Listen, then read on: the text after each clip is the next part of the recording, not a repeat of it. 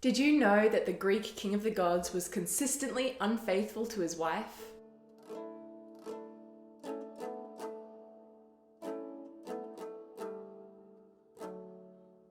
Hello and welcome to World History Encyclopedia. My name is Kelly and today's video is all about probably the most famous Greek god and also the most often criticized due to his habit of cheating on his wife consistently and constantly. Today, we're diving into the myths and worship of the king of the gods in Greek mythology, Zeus. Don't forget, the easiest way to support us is by giving this video a thumbs up, subscribing to our channel, and hitting that bell icon for notifications so you don't miss out on any new uploads.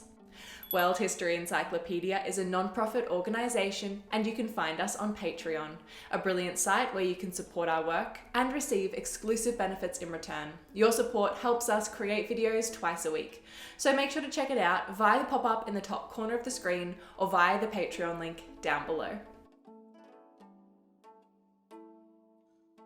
Zeus is probably the best known of all of the Greek gods as the king of the Olympian pantheon and as the god responsible for the sky, thunder, and weather, who is referred to as the cloud gatherer, and in Rome he was known as Jupiter or Jove.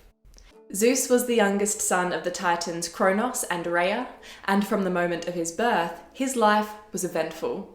According to Hesiod in his Theogony, before his birth, Zeus's brothers and sisters, Hestia, Poseidon, Demeter, Hades, and Hera, had all been born and then swallowed by their father, because Kronos had learnt from Gaia, the earth, that he was destined to be overcome by one of his sons, just as he had done to his own father, Uranos. So, to be safe, he swallowed his children whole as they were born, but since they were immortal gods, they didn't die. Before Zeus was born, Rhea asked Gaia and Uranos for help, and so she gave birth to Zeus in secret at Lyktos in Crete and hid him in the Aegean mountain, and instead of her baby, gave Kronos a large stone wrapped in a cloth, which he promptly swallowed.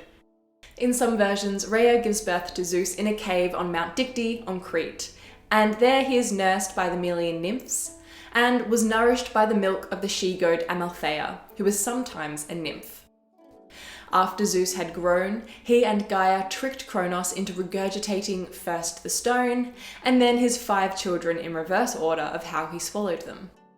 Zeus freed the brothers of his father, the Cyclopes and the Hectoncheires, who Kronos had bound, and in thanks for their freedom, they gave Zeus thunder, lightning, and the glowing bolt. Now that his siblings had been regurgitated from their father's stomach, they were ready to fight against him and most of his siblings for rule of Earth. This battle between the Titans on Mount Orthrus and the children of Kronos from Mount Olympus lasted 10 years and is known as the Titanomachy. The Cyclopes, after being freed by Zeus, also gave Hades a helmet and Poseidon a trident, in addition to Zeus's thunder and lightning. The Titans were eventually overcome with the help of the Hectoncheires, the 100-handed ones, who launched hundreds of rocks at the Titans and helped defeat them, and then they were bound in chains in Tartarus, the lowest level of the underworld. After their victory, Zeus, Poseidon, and Hades drew lots as a way to divide the rule of the cosmos. Hades drew the underworld, Poseidon the seas, and Zeus became god of the heavens. He married his sister Hera, the queen of the heavens and goddess of marriage and the family, and together they had numerous children, including Ares, the god of war, Herbe, the goddess of youth, and Aletheia, the goddess of childbirth and labour pains. And in some myths, Hephaestus, the god of smiths, metalworking, and fire, is also the son of Zeus and Hera. His daughter Herbe also served as one of his cupbearers, along with Ganymede, a mortal so beautiful that Zeus carried him to Olympus to live amongst the gods. You'd think that it's because Zeus was the king of the Olympian gods that he would be the most well-known Greek god today. But it's safe to say that it is because of his many, many affairs and numerous offspring that makes him so famous or infamous today. These dalliances with gods and mortals alike were more often than not non-consensual, with Zeus taking the form of some kind of animal to mate with whichever woman he fancied. He is therefore the father to many of the Olympian gods, starting with Athena. After impregnating the Titan goddess of good counsel, Metis, Zeus swallowed her, as it was prophesied that she was destined to bear him a son that would be greater than him. He ended up giving birth to Athena through his skull. With the Titan goddess Leto, Zeus was the father to the Olympian twins Apollo and Artemis, only after Hera made Leto search the whole earth for a place to give birth. With the nymph Maia, Zeus was the father to Hermes, who was a tricky baby, who, after stealing Helios's cattle and inventing the lyre in the first day of life, was made the messenger to the gods by his father. The final of the 12 Olympian gods Zeus fathered was Dionysus, whose mother was the mortal Semele, who got herself killed by the godly splendor of Zeus, which Hera tricked her into asking him to show her. Dionysus was removed from Semele after she died and was stitched to the thigh of Zeus and brought to term. Zeus was also the father of probably the greatest Greek hero, Heracles, the Roman Hercules, who ended up becoming a god after his death. In the form of a shower of gold, Zeus impregnated Danae, who gave birth to the Greek hero Perseus, who went on to kill the Gorgon Medusa. With his sister Demeter in the form of serpents, Zeus was the father of Persephone, the goddess of spring and the queen of the underworld. He was also the father with the Titan goddess Themis of the three fates, or Moirai, and the three Horai, the seasons. In the form of a swan, Zeus seduced Leda, who gave birth to the mortal twins Castor and Polydeuces, or Pollux, Clytemnestra, and Helen. He was the father of the three Graces with the goddess Eurynome, and he was the father of Minos, Rhadamanthus, and Sarpedon with the mortal Europa, after he had disguised himself as a great white bull and taken her to Crete. He was also the father of the 9 Muses, who were the goddesses of arts, music, dance, and poetry, with the goddess of memory, Mnemosyne. This is just a few of the many times Zeus cheated on his wife, so it really isn't a surprise that Hera took out her anger and jealousy on many of the women he slept with and many of his children. Zeus, despite being a bit of a loose cannon in the whole faithfulness thing, was also a god associated with dispensing justice and keeping the order amongst the gods and the mortals. So, when acts of impiety were committed, punishments were doled out by the god of the sky. And sometimes those punishments lasted for all eternity. After the Titan of forethought, Prometheus, stole fire and gave it to humanity, Zeus tied him to a boulder for an eagle to eat his liver every day. And since he was immortal, it would just grow back each night. But, lucky for Prometheus, he was eventually rescued by Heracles.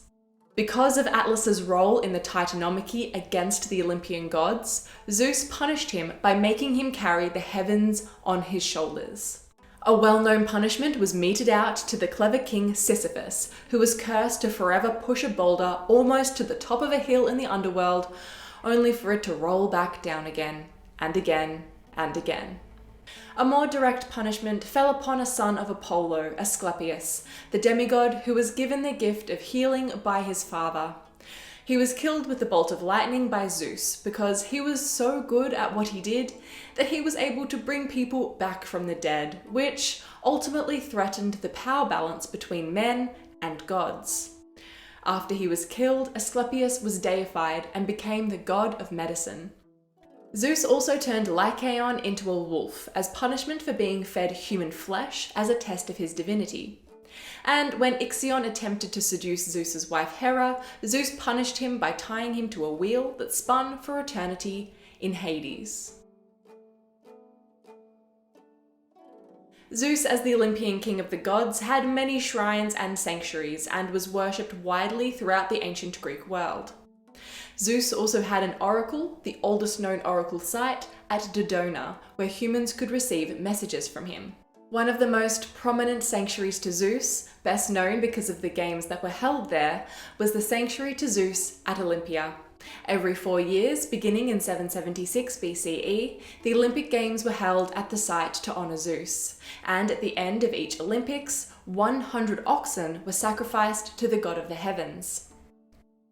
One of the 7 wonders of the ancient world was displayed at Olympia, the gold and ivory statue of Olympian Zeus, built by Phidias in the 5th century BCE.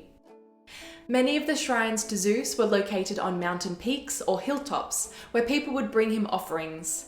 And there were also sacred sites to the god in Athens, Nemea, Pergamon, Stratos, and in Libya. Zeus was also worshipped at small shrines in the home as Zeus Herkaios, he who protected the family hearth and property, and as Zeus Xenios, the god of hospitality, and Zeus Polias, Zeus the protector of cities. Zeus in art was almost always depicted as a bearded male and holding either a lightning bolt or a scepter.